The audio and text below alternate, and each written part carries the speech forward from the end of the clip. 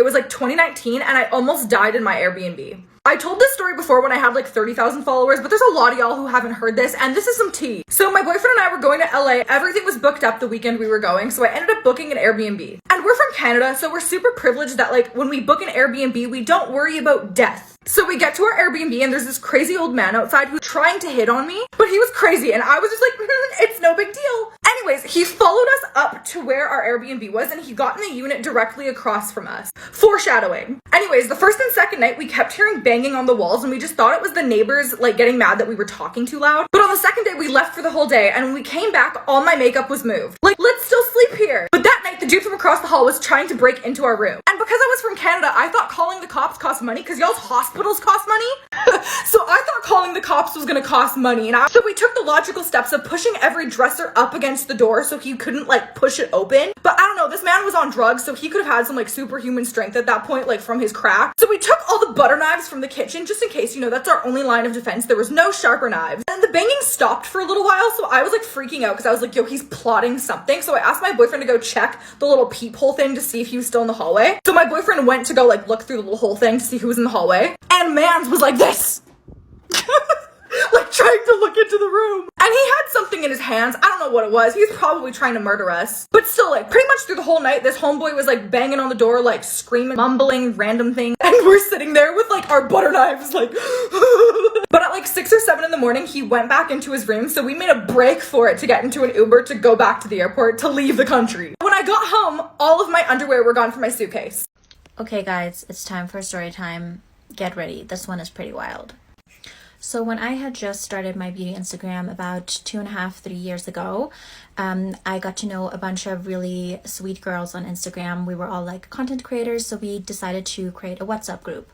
And it became like such a fun place. Like all of us girls would give each other like beauty tips or help each other out, and we were all becoming really good friends. There was about like 10 of us. So there was one girl in this group who was insanely gorgeous. Like if you looked at her, you were like, she's an Instagram model or like a supermodel. She was so pretty. But her account was private on Instagram.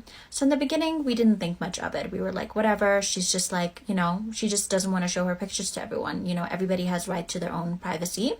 So I started becoming really good friends with this girl, like privately. Like I didn't see her, but like online friends. We were talking like a lot on Instagram. I was finding out more about her. She was finding out more about me.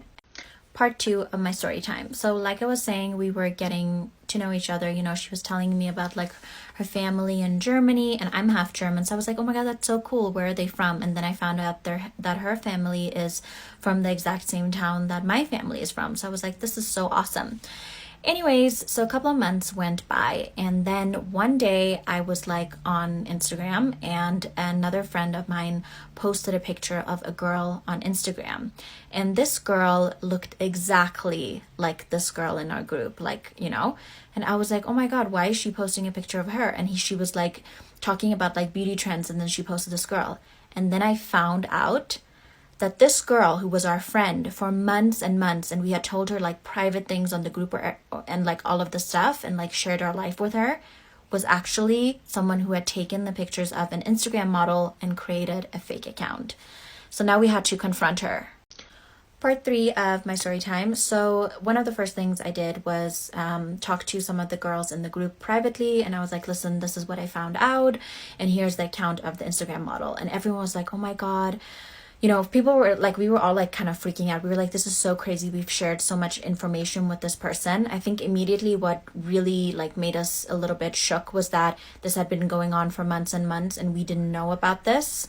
And it was also like, I felt really embarrassed. I was like, how can I not know this? I've been speaking to this person. Another thing was also like, I personally was really scared that, you know, what if we would have shared really private information, like our addresses, where we live and stuff like that. Luckily, we didn't do that, but she still had access to our phone numbers, and she knew a lot about us. And it was just really scary to know that she knew this much stuff about us. Like she knew so much about our private lives, and she had also sent us like videos of her at home and stuff, and we were like, where were these coming from? So story time. Growing up in the Caribbean, I was teased a lot because I had like big curly red hair. So my cousins thought it would be funny to call me Goldilocks, not in a cute way, but in like a bad way. So word quickly spread, and everybody started calling me that. So it got so bad that I started wearing my hair in a ponytail to school, and because I thought if they couldn't see the color or the curls, then I wouldn't get teased. Of course, that didn't work. And one day I did, and this girl in my class, she was sitting behind me, and she cut my hair with a scissors, which was pretty mean. So like 2 days later, I go to my cousin's house, and he's teasing me again. And they're all there laughing. And I walk up to him, and I don't know what happened. The courage just came out of me, and I punched him in the nose so hard he started to bleed. But I realized something that day, that they were afraid of me. Bullies are usually not that brave. And I realized something else. When you're going to stand up for yourself, make sure you have an audience, that it never happens again. So for my birthday 5 years ago, my best friend Shannon bought me tickets to go see Kevin Hart. And I was like, I'm stoked, like, let's go see him. I'm sorry, I can't stop laughing already. So she calls me and she tells me to get ready and like look cute for Kevin Hart. And then she picks me up and we're on our way there. And I was like, oh, like what venue is he playing? Is he playing like Rogers Arena? Like, you know, I'm listing all the venues in Vancouver that like he could be playing at. And she's like, oh no, he's playing in Richmond, BC. It's close to Vancouver. And I was like, oh, okay, like, you know, whatever. In my mind, I'm like, I don't know if anyone plays in Richmond, but you know, I guess we'll see. So we're driving around and around in Richmond, and I'm like, okay, like, what's the venue? Like, maybe we should like search it up. And she's like, yeah, like, I'll search it up. Like, it's okay. So she realizes he's playing in Richmond, Virginia, in the United States, not in Canada. So we are so glammed up in the middle of this like suburban neighborhood looking for a venue where Kevin Hart is not at. Stupid. Like, why didn't we look that up before? I couldn't tell you. So anyway, that's the story of how I never saw Kevin Hart live.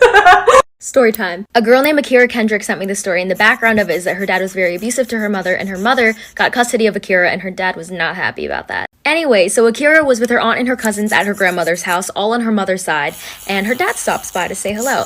And Akira's outside playing with her cousin, and her dad comes up to her and grabs her arm and says, do you want to go to Walmart with me? And at the time, she's only 7, so all she hears is toy aisle, so she says, yes, let's go. So they get in the car, they head to Walmart, she gets some really nice pom-poms, and then he says, okay, let's go back to your grandmother's house. So he starts driving and he gets on the highway, and Akira knows that her grandmother's house is right around the corner from Walmart, so he does not need to get on the highway. So she says, Dad, where are we going? And he gets really mad and says, shut up, sit down, it does not matter. So Akira's in the back seat, she's really scared, and she just shuts her mouth. So after being in the car for a while, they eventually arrived at this really old, abandoned, beat up house. And when they walk in, Akira sees about 25 people, and she does not know any of them. Her dad brings her to a room, puts her in a little closet, throws her some toys and her pom-poms, and says, play. So when they get to the house, Akira is really scared. She doesn't know any of these like 25 people. Her dad brings her to a room, throws her in a closet, puts some toys in there and says play. So after about an hour of being in a little closet with some toys, she finally decides to get up and go look for her dad. So she opens the door and starts looking around, and there's no one in the house. There's not even a single trace of somebody ever being there. So of course she starts freaking out and crying. She doesn't know where she is. She's so far away from her grandmother's house,